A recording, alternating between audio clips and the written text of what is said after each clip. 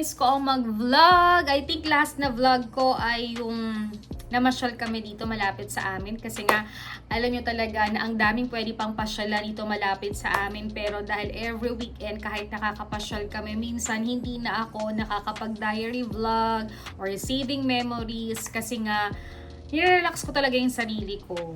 Most of the time, alam niyo naman mula January hanggang ngayong July to August, talagang hindi kami nagbakasyon. Nag-focus kami sa trabaho, sa mga small business namin. Kasi nga tayo ay kailangan mag-ipon. Syempre may mga goals and dreams tayo.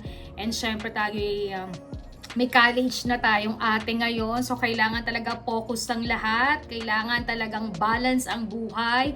May disiplina, may boundaries para chill, walang maging problema or stress. At very successful naman tayo. God is good all the time. Kaya we always pray, center of the Lord, go to church. It depends, no? Ito naman ay based on my experience na gusto kong masave sa digital diary ko. And syempre, gusto ko yung balik-balikan if I'm getting older, na dito pala yung mga naging buhay namin dito sa Amerika. Yun. So, ang dami ko na namang intro kasi na-miss ko magkwento sa inyo. Finally, we have 5 days of rest, vacation, or summer vacation pa rin.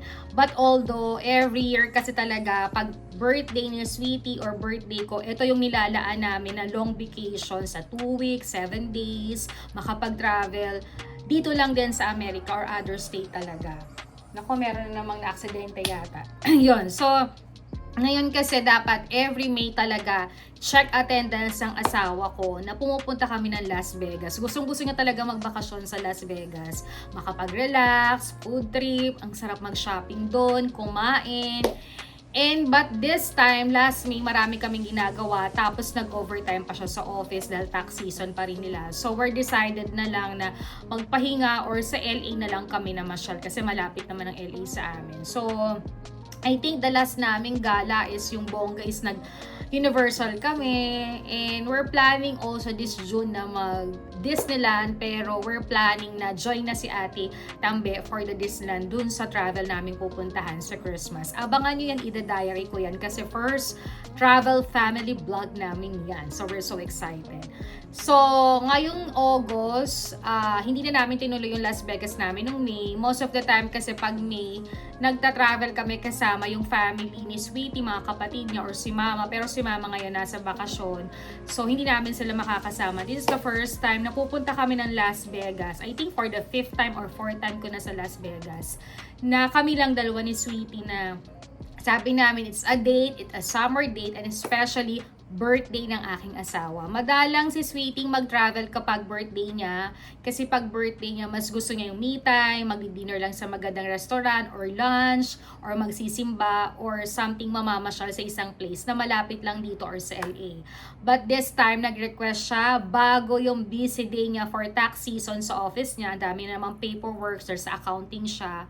So, I think until October, bago uli kami magbakasyon. So, sabi ko, sige, mag-relax ka muna ng 6 days to 5 days bago tayo bumalik sa mga busy days of work natin. It's another state dito in Las Vegas. Dito pa rin yan sa Amerika. So, we got 5 days. Kasi kahapon medyo bakasyon na ako, relax na ako, pero tinapos ko pa rin yung mga ilang pasabay business natin dahil naka 16 bucks po tayo ngayong taon. Maraming salamat po sa suporta ninyo, and syempre marami pa rin bumibisita sa mga mini shop namin dyan sa Pilipinas. Maraming salamat po talaga. God bless sa inyo. And ngayon magpapahinga muna kami. Wala rin akong online work. Nagpaalam din ako. Babalik ako is next Wednesday pa. So it's okay. Talaga naman lahat tinapos namin, binalance namin, binudget namin para sa ganun maging masaya tong summer vacation namin, and especially birthday ng aking asawa. So guys, samahan nyo kami. Mamaya ako ipapakita sa inyo yung mga pinako na mga get ready naming dinala dahil summer ngayon at sobrang init nga sa Las Vegas.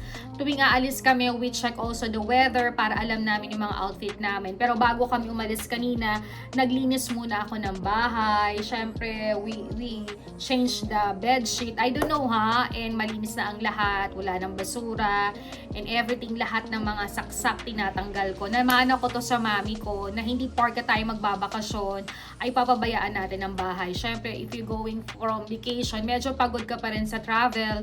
So gusto mo pag uwi mo malinis, mabango at masarap pa rin ang tulog mo pagbalik mo. Hindi kami nag-eroplano. Plano namin mag-eroplano para very chill yung travel namin. Pero ninaisa naming dalhin si Subaru. Kaya kahapon, kinarwash namin siya, chinek ang gulong, makina at tinultank na namin. Para sa ganon, very safe yung travel talaga namin. And chinek din namin kung kailan what we call this, magta-traffic. So talagang pinag-aralan namin itong travel namin. Wala kaming itinerary tuwing kami nagta-travel kasi mas gusto namin yung 5 days namin very relaxed, tanghali gumising. Pero yung mga pupuntahan namin, mga kakainan namin, chine-checklist namin or dinadiary namin para sa ganon, mas alam namin kung anong kakainin from breakfast, sa namin gusto, sa namin mag-chill para walang pressure. Very chill yung aming bakasyon and talagang hawak namin yung oras at panahon kasi minsan lang din naman tayo mag-relax at magbakasyon. So, itodo natin na ganito. I don't know with other kasi sometimes din talaga, pag mga first time ko sa mga other state like in Chicago, may itinerary talaga kami. So, we have to wake up early. Pero I think we have 1 day to 2 days. Nag-chill ako sa Chicago last year na hindi ko pressure yung sarili ko. Kasi gusto ko nga mag-relax. Sa vacation, it's my birthday. But this my birthday, sad to say, hindi naman ako nalulungkot. But kinansel ko na yung travel namin papunta ng New York. Kasi nga, mas gusto ko nang ihato yung bakasyon namin for December and January. But I don't know, aalis siguro din ako ng October or maybe next year kasi nakalagay sa list ko yung pagpunta ko ng San Francisco. Dito pa rin yan sa Amerika. Kasi may friend akong manganganak at mayroon siyang baby shower. So, abangan nyo yan kasi ida-diary ko rin sa digital diary ko. At sa my long friend pa rin sa Lucena, kababayan ko rin siya. And kasama ko siya before sa work. So, anyway, it's a next vlog na lang. So, I think in my birthday, meron akong isang place na pupuntahan. Along the way lang dito sa other states din. Pero malapit lang. I think mag-overnight lang kami or mag-dinner, mag-lunch. And supposed to be, I want to go to church lang. Yun lang. And naipasok ko rin sana na mag-Disneyland kami. Kasi every September, we have a discount with Disneyland kasi kapitbahay lang namin sa Disneyland. Pero napapaisip ako, sayang pa rin. I wanna keep the money kasi nga we're planning have a Disneyland pag uwi kasama si Ate Tambe. So para isahan na lang ding enjoyment din talaga. So I think in my birthday, a very soft and silent mode lang, no? Hindi naman kailangan pagkagastusan or bongga yung gagawin mo. You know, yung everyday na dadaan yung birthday mo, na healthy ka, happy ka, may ups and downs may buhay mo, but you're so blessed, very content at happy na ako. Then I think all my wish, binigay na ni Papa God. So one thing we can pray right now is peace, silence, happiness, good health, and you know, yung job namin at mga business namin ay go the flow at maayos pa rin. Para mas matulungan namin ang pamilya namin, especially with ate sa pag-aaral niya, and especially yung mga preparations namin in the near future. Ayan, ang dami ko na namang na-share kasi nasi-share ko yan palagi sa inyo. At sabi ko nga, this time we're gonna save our memories. Another one sa ating bakasyon this 2026 and birthday ng aking asawa ngayon sa Las Vegas. So guys, samahan nyo kami. I think parating na si Sweetie, tumawag na siya. And ang aking outfit ngayon, ito, I got my skirt with tennis. Sana mag-sleeveless ako pero parang ayoko. Manipis lang tong t-shirt na to and I got my rubber shoes. Yun lang din. Very and my accessories. So ito lang yung outfit natin. Si Sweetie magsa-short siya. Magpe-freshen up siya bago kami umalis. And then I think dadaan kami sa 85 degree to buy some food. Pero plano na namin magbumili sa Las Vegas. And bibili lang kami ng mga ilang merienda para tuloy-tuloy na yung biyahe namin. And before ako umalis, syempre, nag-novena muna ako sa altar ko. Before I leave, I pray rosary, novenas para safe kami ni Sweetie sa aming biyahe. So guys, see you in Las Vegas later. And magbakasyon muna tayo, mag-relax muna tayo. And saving memories para special day din ng asawa ko ngayong birthday. So, let's go guys! Sweetie, let's go!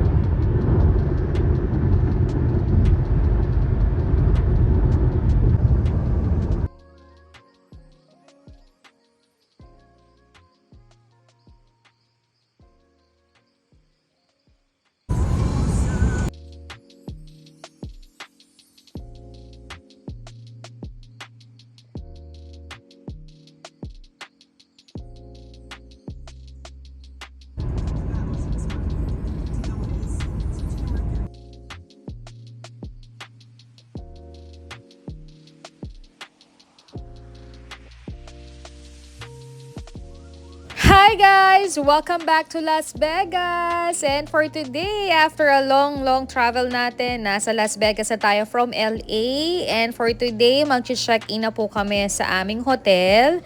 After that, magpe-freshen up, magpapahinga, and mag-start na tayo mag-dinner sa labas, mamasyal. I-game na natin ang summer vacation natin at birthday celebrations ng aking husband na si Sweetie. But mag-check-in muna tayo and aakyat tayo. And then after that, mamasyal na tayo guys. So guys, I will continue my part 2 of my Las Vegas summer and birthday celebration of my Sweetie. So sana na-enjoy nyo tong mga pinapakita ko sa inyo. Maganda talaga ang Las Vegas. Medyo mainit lang talaga for summer. So guys, see you in my part 2 vlog in Las Vegas. Kaya naman po, don't forget to like, to share, to comment, and subscribe our channel. See you again in my next vlog. Bye guys!